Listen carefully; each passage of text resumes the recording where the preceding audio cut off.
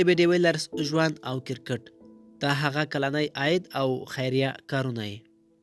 ایبی ډیویلرز د نړۍ په کچه یو مشهوره کرکټ لوبغاړی دی چې د نړۍ ټول کرکټ مینوال یې پیژني او لوبې یې ننداره کړې دي. هغه له 2004 څخه تر دې دمه په کرکټ کې بوخت دی او لا هم په سوداګریزو لیګونو کې لوبیږي. موږ د ډیویلرز د ژوند او نورو برخو په اړه معلومات درکوو. ایبی ډیویلرز او ژوند دی.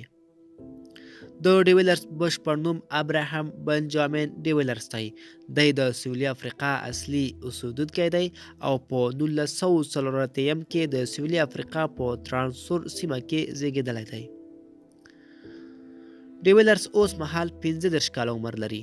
نوموړي د 2004 کې د سویلي افریقا کرکټ لوبډلې لپاره کرکټ پیل کړ او تر 2013 پورې له دې لوبډلې سره مل و. 2013 کې له لوبډلې څخه تقاعد شو او یوازې نړیوال سوداګریز کرکټ لیګونه یې لوبول. د ډیویلرز کلنی عاید د نیټورک ټاپ په نامه یوه ویبپاڼه لیکي چې ډیویلرز د کال 3 میلیونه امریکایي ډالر عاید لري چې دا پیسې دا په سوداګریزو لیګونو د لوبېدو او نورو برخو څخه لاسته راوړي. ډیویلرز هر کال IPL کې په اوسط قیمت پلورل کیږي. ډیویلرز د 15 کلنۍ په عمر اوس 20 میلیونه امریکایي ډالر لري او د افریقایي کرکټ لوبغاړو په منځ کې 4م غني یا بډایي لوبغاړی دی.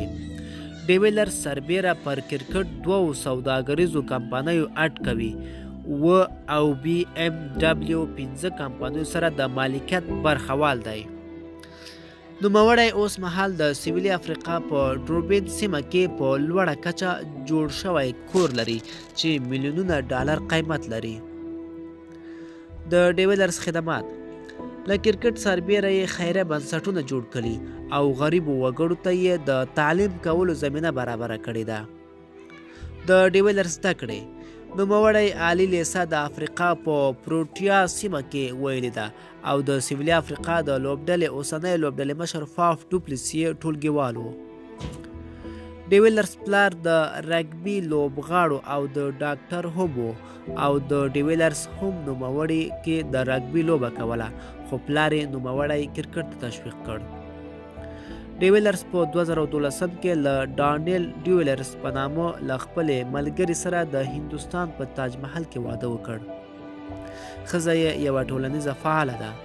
ډیویلرز 2 زامن لري چې ابراهام ډیویلرز جونیئر او ریچارډ جان ډیویلرز نومیږي. دا و د ډیویلرز په اړه راپور. د لا ښکلو ویډیوګانو لپاره افغان TV چینل در سره سبسکرایب کړئ.